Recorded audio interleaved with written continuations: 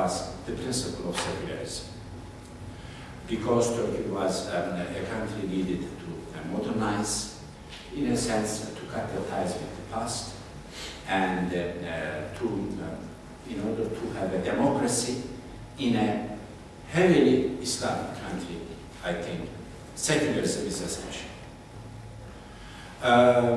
In European democracies, of course secularism is important, but it may not be so important as it is in a predominantly Islam country as Turkey, who is as well successfully practicing democracy in the country. Therefore, we believe that there cannot be any democracy without secularism. What do we understand by secularism?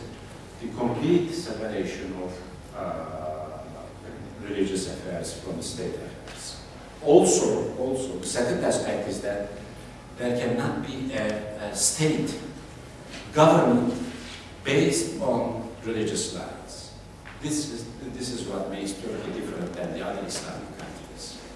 In our secularism understanding, it is simply not possible to have a state having as basic tenets some religious dogmas, religious understanding, or religious law, Sharia law, or anything like that. So it is essential, we believe, to keep the democracy, to have this secularism. Secularism without democracy, or democracy without secularism, in our mind, is not possible. Therefore, there has always been a sensitivity about secularism in Turkey. Up to now, 4 parties have been banned or closed down because, in the view of the High Court, the Constitutional Court, those parties in the past did not have this secularism principle in their practice when they were in the government or they were as political parties. Now, coming to your question, what is happening is that the Chief Prosecutor of the Republic, with ever-present sensitivity on secularism, prepared an indictment against the party in power, the AK party of Premier Erdogan, that these parties or the officials of this party, certain officials of this party, do not observe secularism in their political practices. He listed those incidents, gave evidence in his indictment, and applied to the High Court with the demand that this party is going against secularism, and therefore it should be banned. The Constitutional Court met in session and found that this request by the Chief Prosecutor of the Republic is admissible. That means the court decided to look further into the matter and accepted the case. After the acceptance of the case, the court, in its usual practice, gave 1 month to AK party, which is ending on the 3rd of May, during which time the AK party will prepare a defense, written defense, about the charges in the indictment. We'll probably say that they didn't do this, or this is not against secularism, or this is not their intention, things like that.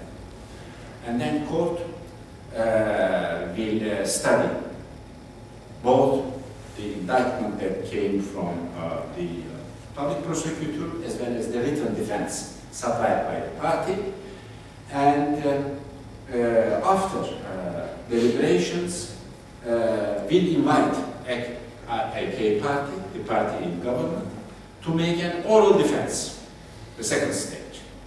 After this oral defense, in about 2 months' time, the court will decide whether the charges are correct. Therefore, this party has gone against the principles of secularism or not.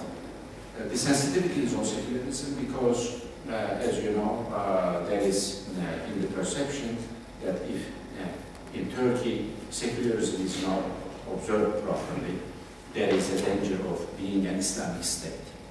And the whole philosophy of the Turkish Republic against being an Islamic state or a state on Islamic ideology or Islamic practices. Therefore, that is why the secularism has another meaning, maybe different than from the European democracies, in the particular Turkish practice.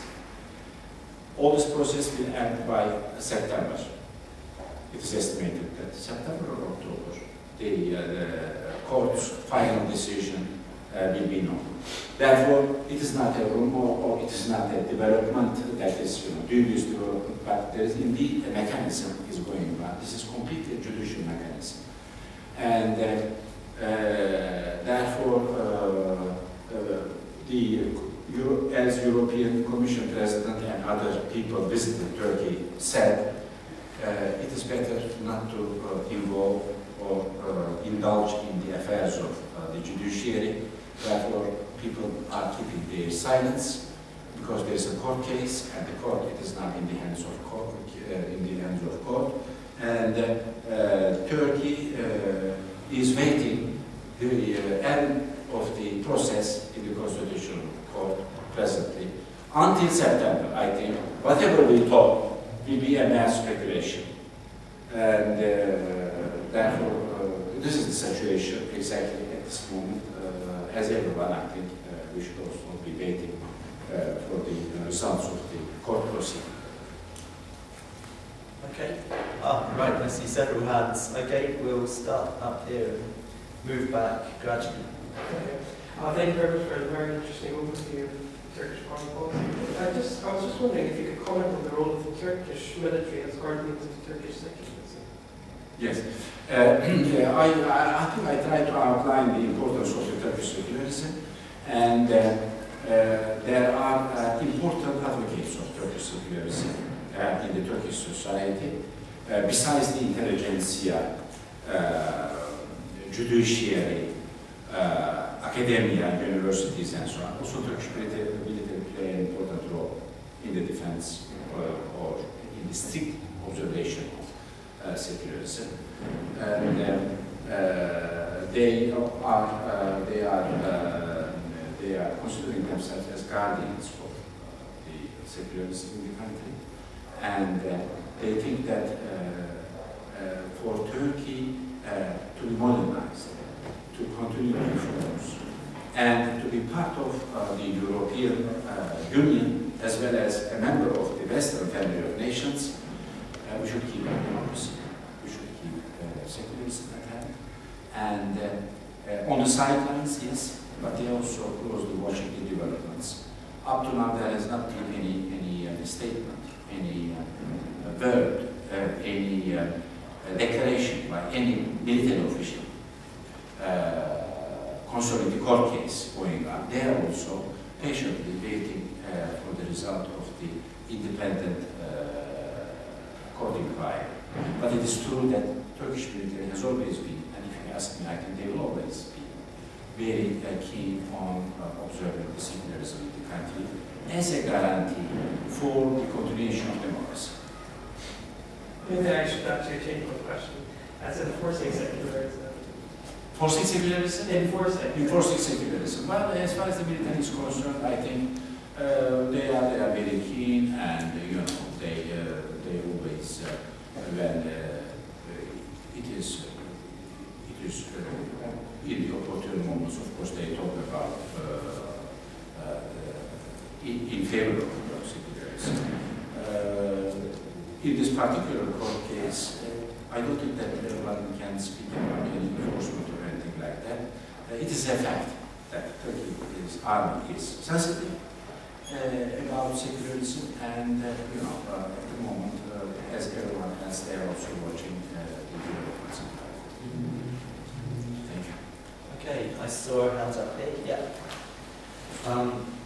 You spoke at length about the situation in Iraq, particularly about the Kirkuk question. And yet, throughout your talk, you never said the word Kurdish. Is it not the case that the Turkish government's involvement in northern Iraq is mainly grows out of the concern that an autonomous and oil-wealthy Kurdish region is a threat because of Kurdish nationalism in Turkey? This is one aspect.